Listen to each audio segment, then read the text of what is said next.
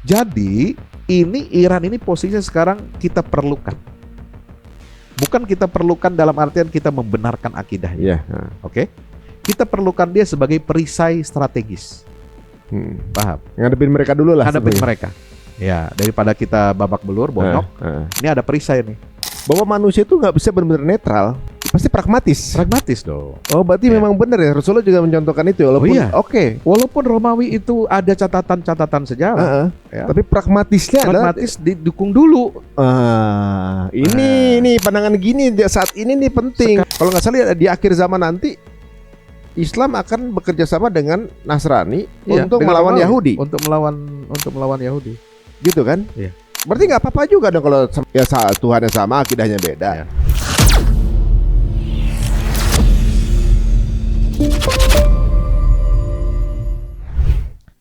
Coba, Mas Ari, bisa nggak mengandaikan ya, seandainya nih Amerika Israel betul-betul menang dan menghancurkan Iran habis, apa yang terjadi?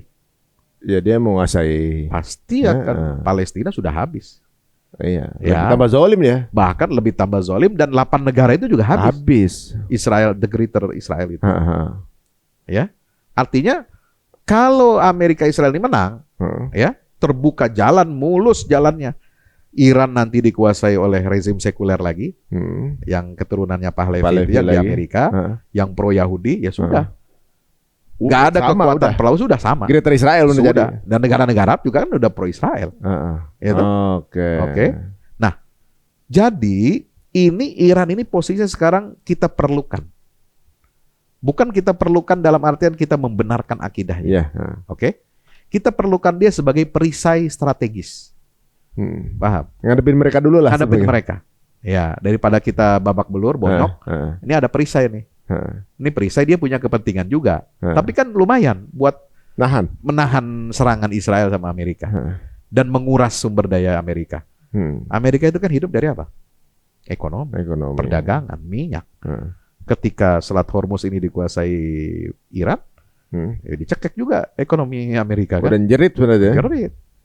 Sama tujuannya Amerika menyerang Iran itu untuk mencekik ekonomi Cina misalnya. Dan menguasai Hormuz. Gitu. Jadi kita melihat begini.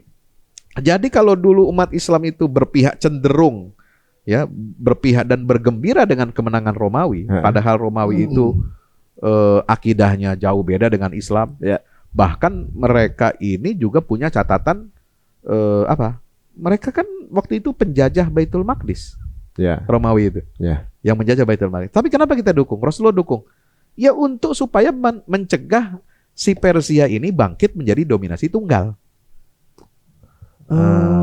Jadi saya pernah dengar satu studi, Ustaz, bahwa manusia itu nggak bisa benar-benar netral. Nggak bisa. Harus pasti pragmatis. Pragmatis dong. Oh, berarti memang benar ya. Rasulullah juga mencontohkan itu. Walaupun walaupun Romawi itu ada catatan-catatan sejarah, tapi pragmatisnya pragmatis didukung dulu. Ini pandangan gini saat ini nih penting. Sekarang ini dulu yang jadi dukung dulu. Nanti Rasulullah juga nanti setelah ini clear, ya Rasulullah sebelum wafat itu juga melawan Romawi. Walaupun tadi didukung kan.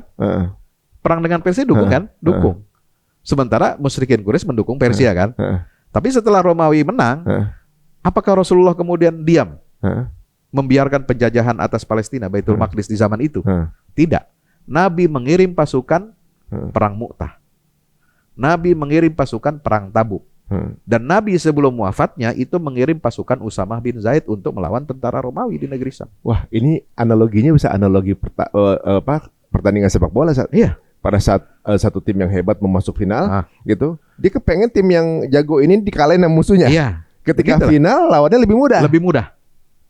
Iya dong. Bener ya. Jadi memang penelitian bahwa manusia pragmatis itu bener diterapkan di mana-mana. Kita ada di papan catur nih kan. Siapa yang cerdik memanfaatkan momentum, dia bisa memetik kemenangan.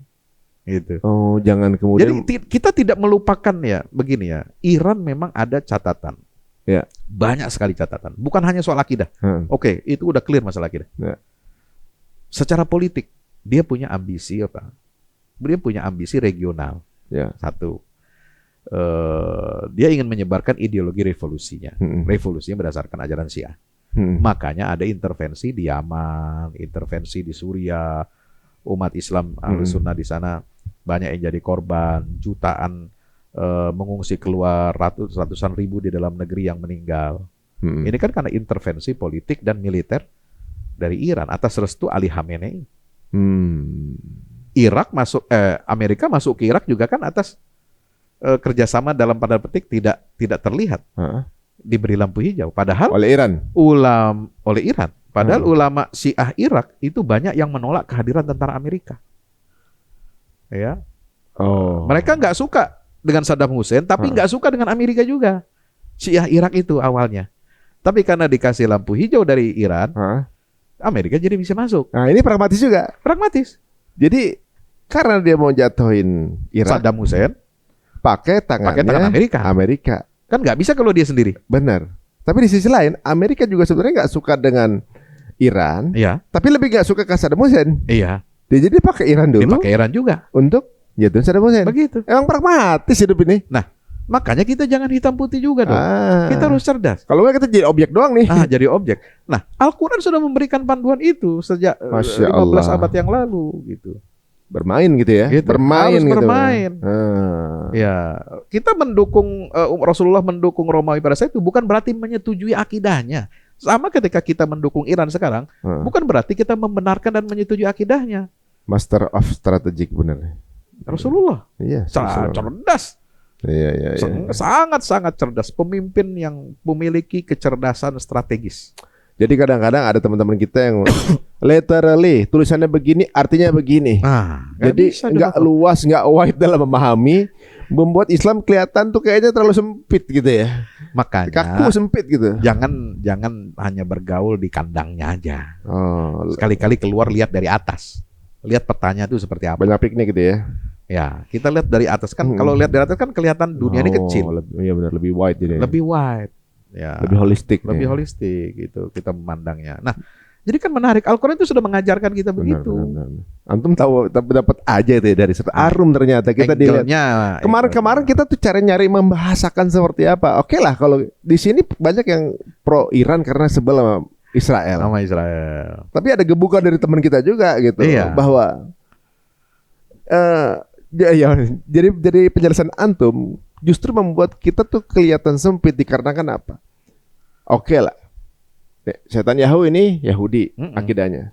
Trump ini akidahnya Nasrani. Kristen. Mereka berbeda akidah, bersatu. Untuk ngancurin quote on quote atau juga ngabisin Timur Tengah. Iya.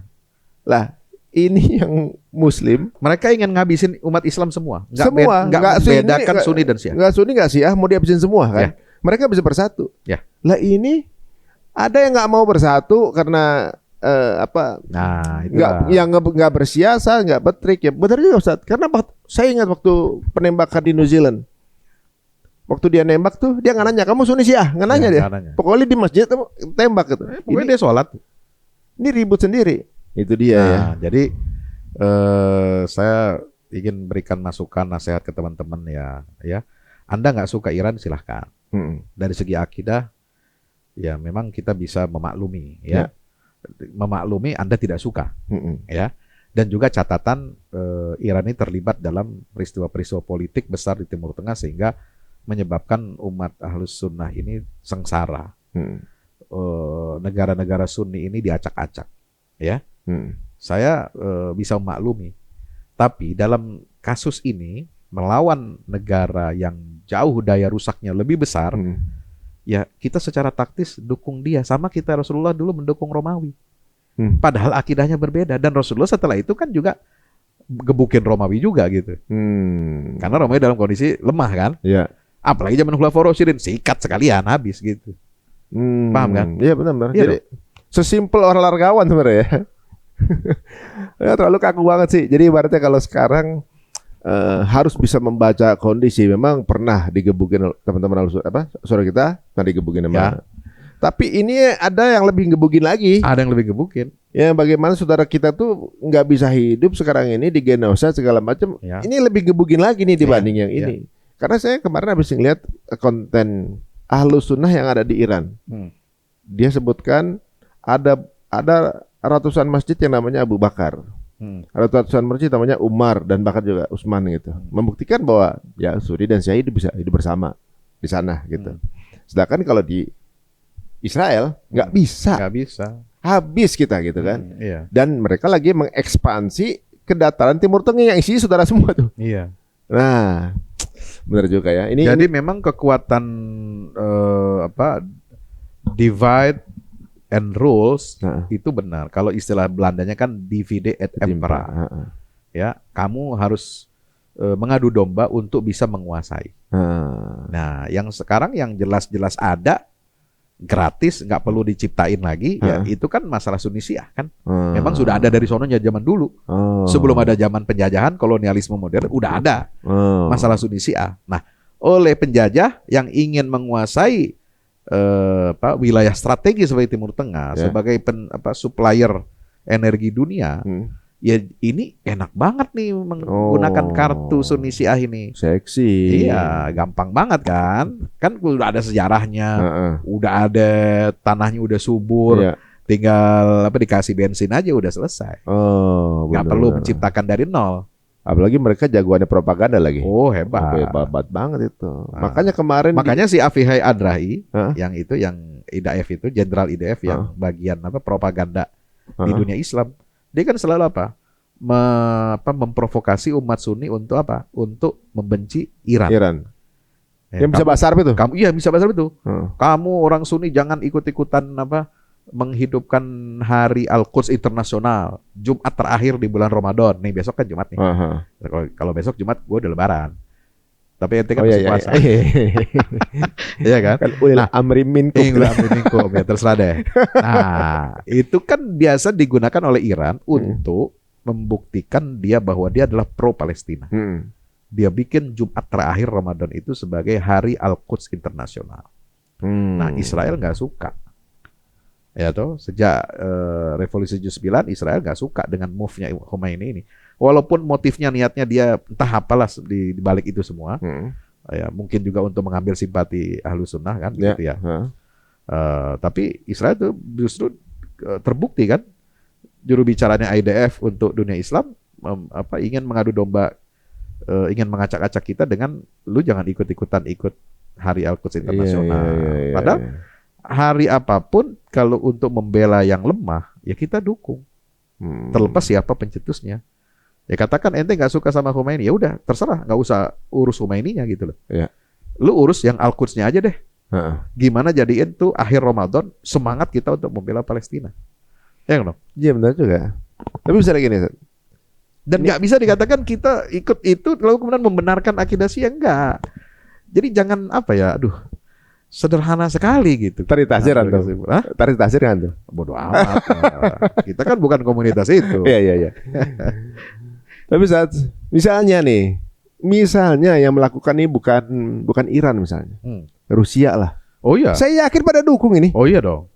Makanya kok bisa begitu ya? Padahal oke lah ada banyak perbedaan gitu. Tapi yang disebut sama Allahnya juga gitu. Mesti minimal ada kesamaan di sana gitu. Coba gini ya, Rusia sama Cina kan punya satu kepentingan sama untuk melemahkan Amerika. Dia bisa kerja sama Iran tuh, walaupun beda akidah. Ya, bahkan di backup betul supaya apa? Supaya pasokan minyak Iran ini tetap lancar ke negara mereka, supaya nggak diganggu Amerika. Lah itulah cara berpikir strategis. Ya, orang kafir bisa kerja sama juga dengan yang bukan agama mereka gitu. Lah kenapa kita ini yang katakan masih ada irisan Islamnya, walaupun dia ada penyimpangannya, ada kesesatannya, oke lah. Tapi kita kenapa nggak bisa sama-sama ngantemin itu tadi Israel? Amerika sama Israel sama, mereka berbeda juga tuh. Nah makanya mau kerja sama. Ya itulah kenapa kita umat Muslim itu selalu digebukin itu, karena nggak mau kolaborasi. Gitu. Jadi kita penting sekarang ini, makanya saya nulis itu 3 tulisan menata ulang hubungan Sunni dan Syiah. Bukan untuk mengaburkan fakta adanya penyimpangan ajaran mereka, gitu ya. Bukan untuk menutup-nutupi kejahatan mereka yang pernah dilakukan di negeri-negeri Sunni, tapi betul-betul kita ini harus sadar ada bahaya yang jauh lebih besar Kalau perisai ini jatuh, runtuh dan diganti oleh rezim sekuler yang pro-Zionis, akan habislah. Contohnya begini, Mas Ari pernah dengar nggak? Baghdad dulu pernah dihancurkan Mongol. Tahun berapa?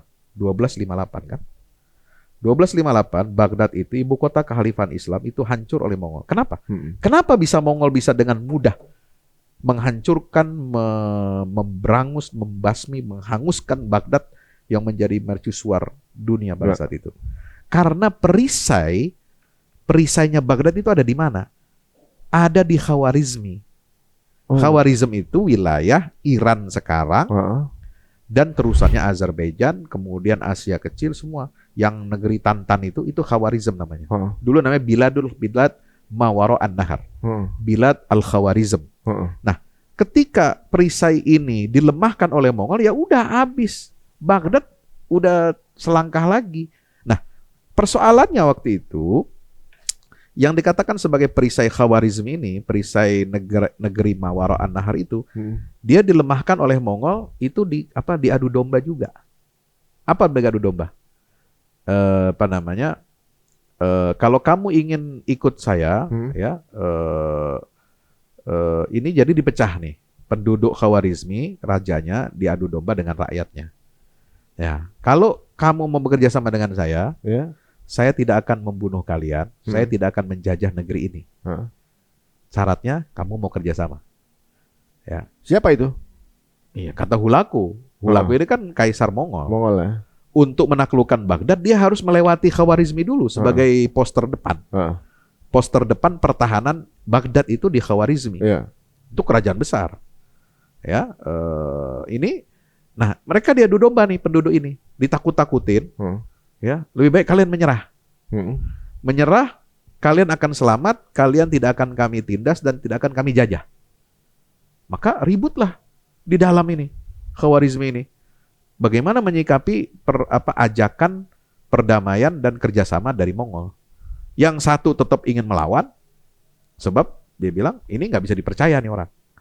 Ini Tatar nggak mungkin dia mau begitu aja memberikan kedamaian, memberikan membiarkan kita hidup. Kita pasti akan jadi korban juga. Kita dibohongin aja, tipu-tipu aja itu. Nah, kata sebagian yang lain, enggak. Daripada kita nanti mati, kerajaan kita hancur, kita kerjasama aja sama dia. Akhirnya apa? Perang masing-masing. Hah? Iya. Antar dalam Khawarizmi itu? Akhirnya yang pro terhadap Mongol menang. Setelah menang, membuka jalan bagi Mongol masuk. Apa yang terjadi? Dihabisi semua.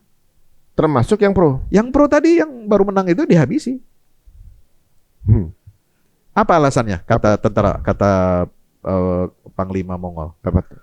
Kamu sama sama saudara seiman aja bisa membunuh. Apalagi gue yang beda akidah, lu bakal nyerang gue juga ntar dari belakang. Sebelum ente nyerang dari belakang, gue bunuh dulu lu. Lah, itulah dia. Itu taktik musuh, strateginya. Tapi kayaknya emang gampang diadu domba banget ini umat ini. Lah, ini kan terjadi seperti di zamannya Lawrence dong. Iya. Kalau kita bisa saling bunuh Sunni Syiah, kenapa kita nggak yang jelas-jelas lebih musuhi kita, kan begitu? Maka logikanya mereka ingin supaya kita pecah dan hancur, kita jadi lemah semua. Maka dibikin perpecahan ini. Iya. Maka dibikin koloni-koloni kolonialisme itu. Iya. Jadi bangsa Arab yang segitu besar dulu, Jazirah Arab, terus dibelah-belah jadi negara-negara itu. Diadu domba. Wah, berarti polanya mirip-mirip ya. Dan guys, itu dulu adalah pusatnya ilmu tuh Baghdad tuh teman-teman. Khawarizmi itu adalah yang sekarang kita pakai nih, algoritma. Ya. Ya. Daerah Bukhara, daerah Samarkand. Benar. Itu Khawarizm. Masya Allah, itu gudang ilmu zaman dulu ternyata dihancurkan gara-gara ada pengkhianatan ya, atau juga diadu domba itu. Kalau nggak salah waktu kemarin perang yang berapa negara lawan Yahudi, negara Arab tuh lawan Yahudi itu belum lama ini, yang berapa puluh tahun yang lalu. Kalahnya cuma gara-gara salah satu negara mundur. Atau mungkin nggak sepakat lagi dengan ya. Itu seperti perang tahun berapa itu? 73 itu kalau tidak 73 salah. Ya, yang berapa? Saya diceritain sama guide-nya waktu di Mesir kalau nggak salah, di Jordan cerita itu. Iya. nggak jadi menang cuma gara-gara salah satu negara itu Ya mundur. kerjasama dapat bisikan dari Israel mundur. Akhirnya bolong itu formasinya. Bolong. Kalah akhirnya. Tapi itu berarti memang qadarullah ya. Umat ini umat yang gimana saja? Kayaknya mudah banget sih. Apa sumbu pendek atau gimana? Kita nggak. Ya makanya sekarang kita dengerin apa kata Erdogan. Erdogan ini dia tidak ingin membangun blok untuk melawan frontal Amerika. Karena ada Pak, dia ingin mengamankan dulu. Mengamankan momentum kebangkitan di Turki, kebangkitan Islam, kesadaran berislam, kemudian kebangkitan industri pertahanannya. Turki hebat sekarang. Itu. Cuma belum ketahuan aja, belum show off kayak Iran. Ya, atau Pakistan. Pakistan kan punya nuklir. Ini Turki sebentar lagi. Iya. Pakistan juga senjatanya Cina itu, Zat. Iya. Iya, di backing Cina. Makanya Cina sekarang lagi mulai nongol. Karena melawan India. Iya, itu. Kepentingan Cina bukan ngebelain muslimnya. Tapi untuk melawan India. Nah, tuh. Ada kepentingan lain yang tapi dia kerjasama sama yang muslim. Kan bisa. Gitu. Kenapa kita nggak berpikir begitu? Iya, terlalu kaku. Kadang-kadang terlalu kaku. Memandangnya jadi sempit begitu ya. Ya. Karena di politik ternyata ada sisi memanfaatkan gitu kan. Ya. Ada sisi pragmatisnya, ada sisi oportunisnya gitu ya. Kalau kita nggak bermain di sana, kita cuma jadi objek. Iya, betul. Dan Rasulullah SAW ternyata pernah mencontohkan bagaimana cara bersikap ya. Bukan berarti ternyata mendukung itu langsung tiba-tiba kayak dibaiat gitu, nggak juga kan? Nggak berarti orang Rusia kalau bekerja sama Cina, orang Rusia jadi agamanya ini Konghucu, nggak juga kan gitu. Atau juga mungkin Cinanya jadi ada yang Cina komunis ada memang sih. Tapi nggak begitu, nggak semudah itu ya Rudolfo. Ya sekarang ini waktunya lebih smart dalam menyingkapi kode-kode peperangan sekarang, bahkan bisa mengambil acuan dari tadi Ustadz bilang gitu. Ketemu aja Ustadz Arum nih, ternyata ada pola seperti ini yang pernah terjadi. Kalau nggak salah di akhir zaman nanti Islam akan bekerja sama dengan Nasrani untuk melawan Yahudi. Untuk melawan Yahudi. Gitu kan? Iya. Berarti nggak apa-apa juga dong kalau sama yang berbeda. Ya Tuhannya sama, akidahnya beda. Ya kan? Walaupun bukan Nasrani gitu. Kan boleh-boleh aja berarti kan? Bahkan untuk melawan pasukan dari timur ya. Dari timur ya, kekuatan ketiga itu kan belum jelas apakah dia dari kekuatan ateis atau apa yang dilawan, apa Yahudi gitu kan. Nah, nanti kita lihat. Tapi jelas itu tusolihuna rum sulhan aminah. Ya, dalam hadis Nabi tentang akhir zaman itu kalian akan berdamai. Ya, dengan Romawi, dengan bangsa Rum. Bangsa Rum itu kenapa? Bangsa Romawi ini dalam peradabannya, dalam sejarahnya sekarang itu dia dipengaruhi oleh kebudayaan Yahudi dan Kristen. Itu disebut dengan bangsa Rum itu. Nah, maka sampai sekarang seperti itu. Nah, nanti akan ada tusalihun Rum. Kita bisa berdamai dengan mereka. Tapi setelah itu terjadi mereka pengkhianatan, lalu kemudian muncullah perang Malhamah Kubra di akhir zaman itu. Seperti itu. Nah, kalau pandangan antum mengenai Aqsa sekarang nih bagaimana? Nah, itu makanya fokus kita jangan bergeser dari Al-Aqsa. Ya, pihak Israel sudah cerdik memanfaatkan peluang ini dengan alasan keamanan, dengan alasan serang Iran gitu ya. Kemudian dia sepihak menutup Masjid Al-Aqsa. Nah, ini kita harus bergerak. Ya. Karena fokus kita kan di situ. Fokus umat Islam ini bagaimana menyelamatkan Al-Aqsa. Ya. Bukan bukan yang lain. Ya, dalam mendukung salah satu pihak, salah satu kubu itu bukan urusan kita sebenarnya.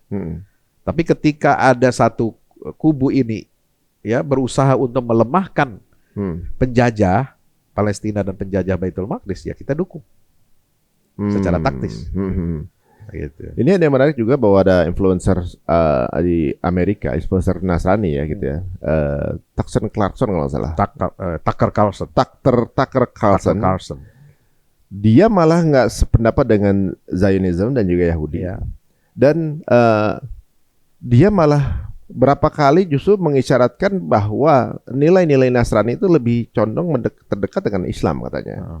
Karena apa yang dijalankan, ada satu senatornya Amerika yang dipecat gara-gara yang apa namanya, yang ya, sangat Nasrani, yang kemudian anti Zai waktu itu kan, dipecat yang wanita tuh. Mereka bikin talkshow berdua, tuh ceritakan. Mereka berambisi untuk membangun tempel ketiga untuk mendatangkan antikris. Jadi sini jelas bahwa Muslim dan Nasrani itu pada posisi sama-sama apa namanya bertentangan dengan antikris dan menunggu turunnya Yesus, kata dia gitu. Jadi kita sama dengan Muslim sebenarnya. Kenapa kita masih apa namanya justru berada bersama mereka kan gitu mereka narasinya. Udah mulai pada paham sebentar lagi nih. Jadi Tucker Carlson itu menarik ya fenomena, dia kan dulu pendukung Donald Trump di periode pertama. Tapi sekarang berbalik arah. Kenapa? Setelah melihat genosida di Gaza itu. Dan mereka mengatakan bahwa sudah cukup, negara kita harus merdeka dan bebas dari Zionisme. Jadi memang faktanya Amerika ini dijajah secara tidak langsung oleh Zionis. Ya, dan semua elit politiknya, ekonominya itu semua dikendalikan oleh lobi Zionis. Gitu. Karena itu akan bertemu kepentingan dengan teologi Kristen Zionis. Kristen Zionis itu Protestan. Nah, dalam menafsirkan kitab suci mereka berbeda dengan Katolik. Oh iya memang itu, ya kan? Makanya yang Kristen ini, yang Protestan ini lebih cenderung mendukung Israel. Oh itu, ya benar. Makanya kenapa yang di Indonesia, di Papua, di mana di Manado, bawa bendera Israel, karena keyakinan tafsir Bibelnya, teologi mereka begitu. Sama mirip seperti yang diyakini oleh Yahudi. Siapa yang siapa yang respect kepada Ibrahim, maka Tuhan akan mengangkat derajatnya. Siapa yang menghina, siapa yang melaknat, dia akan dilaknat oleh Tuhan. Gitu. Maka lahirlah keyakinan biblikal ya di tangan Protestan ini, menyatakan bahwa Yahudi Bani Israel sekarang ini adalah anak langsung keturunan dari Nabi Ibrahim. Jadi kalau yang melaknat Ibrahim itu akan kena laknat Tuhan, maka yang melaknat Israel, melawan menentang Israel sekarang juga dapat kena kutukan Tuhan gitu.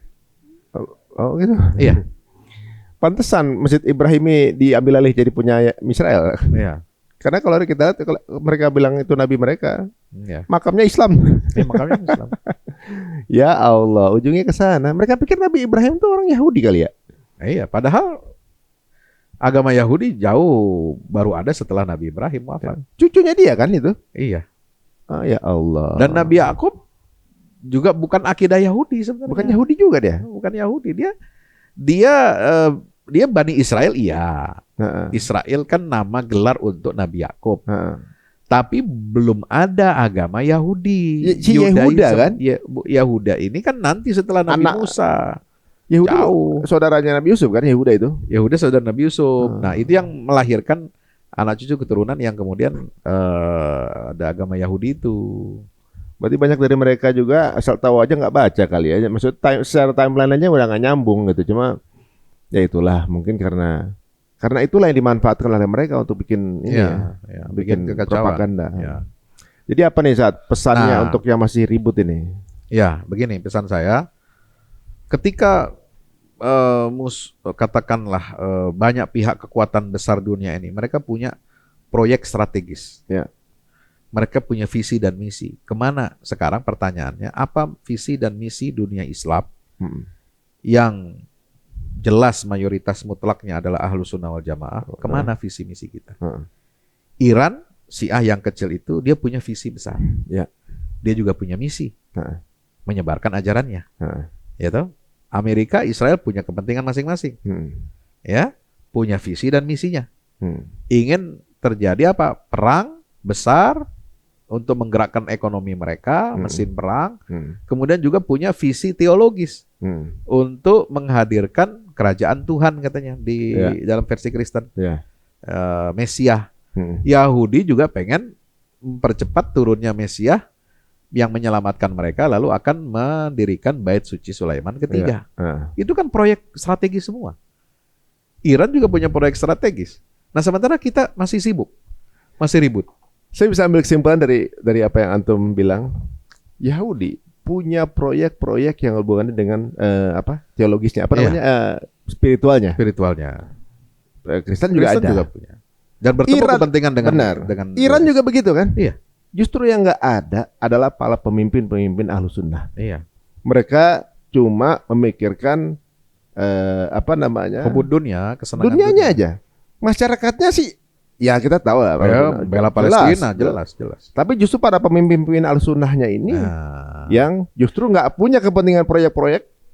Nggak ada, karena era sekarang itu Mas Ari disebut dengan Mulkan Jabrian.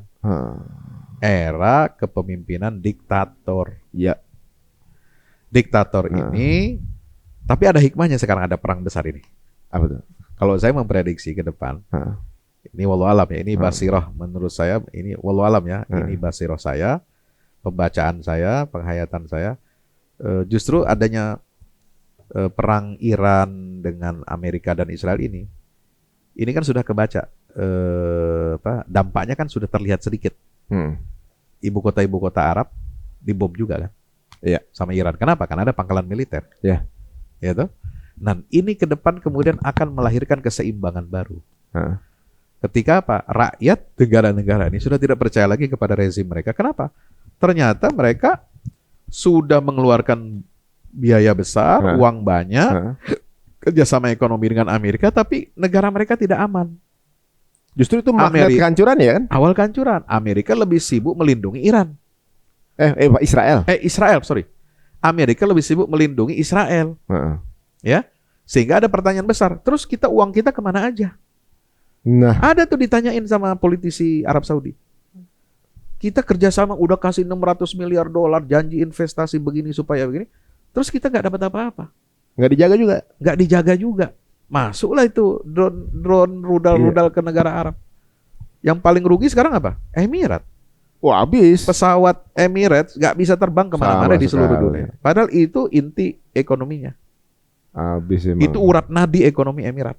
Negara kecil seperti Singapura jadi hub ekonomi global dengan bandara dan pesawat terbangnya di mana-mana ada. Minyaknya juga nggak bisa. Ini ya guys, jadi ini justru menjadi bisa jadi prediksi saya ini awal dari keruntuhan juga rezim Mulkan Jabrian. Nah, menarik sih itu. Benar juga antum bilang itu. Karena yang dianggap sebagai tanda keamanan dengan adanya pangkalan militer adalah magnet kehancuran. Ya. Karena yang ditembak kan pasti pangkalan militernya kan. Justru dengan adanya pangkalan militer itulah mereka kena hancuran juga kan. Ya. Nah, ini jadi polanya akan berubah nih. Kemarin saya lihat tuh mereka mau keluar dari kerjasama dari Amerika tuh. Ya. Mudah-mudahan iya sih. Ya. Kalau gitu abis tuh ya, bagus lah ibaratnya sekarang udah mulai kelihatan kok. Ternyata mereka tuh nggak kuat-kuat amat. Ya. Dan mereka tuh bisa hancur juga gitu. Bisa.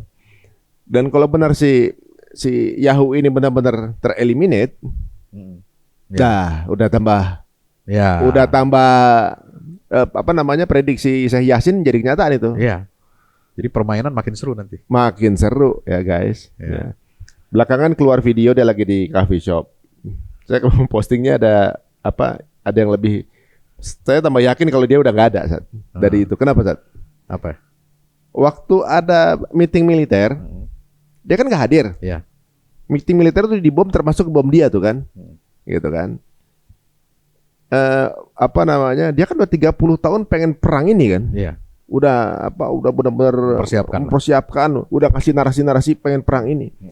Mestinya kalau kejadian gitu dia masih hidup, dia yang tampil pertama, gua kagak mati, pasti ngomong gitu kan. Iya. Dia meeting besar nggak hadir, malah datang ke coffee shop, cuma ngomong saya manusia lu tangannya 5. Mana narasi dia mengenai kemenangan itu nggak ada, cuma buktiin saya orang tangannya 5, selesai. Bukan 6 seperti di tangan 5 bukan 6 gitu. Nah. Narasi pelecehan gitu ya, cuma dibuktiin dia. Padahal narasi dia 30 tahun untuk menguasai Timur Tengah itu nggak keluar, meeting pentingnya nggak ada. Nah, buktikan kalau itu adalah sesuatu yang bisa dibilang rekayasa untuk membuat supaya warga dunia tidak protes untuk minta diturunkan Netanyahu atau juga Trump. Ya. Gitu. Syukur atas waktunya Ustaz. Oke, sama-sama. Masya Allah, terbuka sekarang visi kita. Semoga nggak ada lagi. Semoga Lailatul Qadar membuka cerah wawasan kita. Malam ini, antum udah semalam ya? Insya Allah sudah. Sudah. Alhamdulillah. Tapi malam ini kita tetap ibadah. Gas juga. Teman-teman semuanya, jika dirasa menarik, mau silakan share link ini ke link-link teman semuanya, circle temannya, semuanya, biar kita juga lebih teredukasi dan bisa melihat, memandang ini sesuai Quran dengan holistik. Sampai ketemu lagi di episode berikutnya Cerita Untung. Assalamualaikum warahmatullahi wabarakatuh.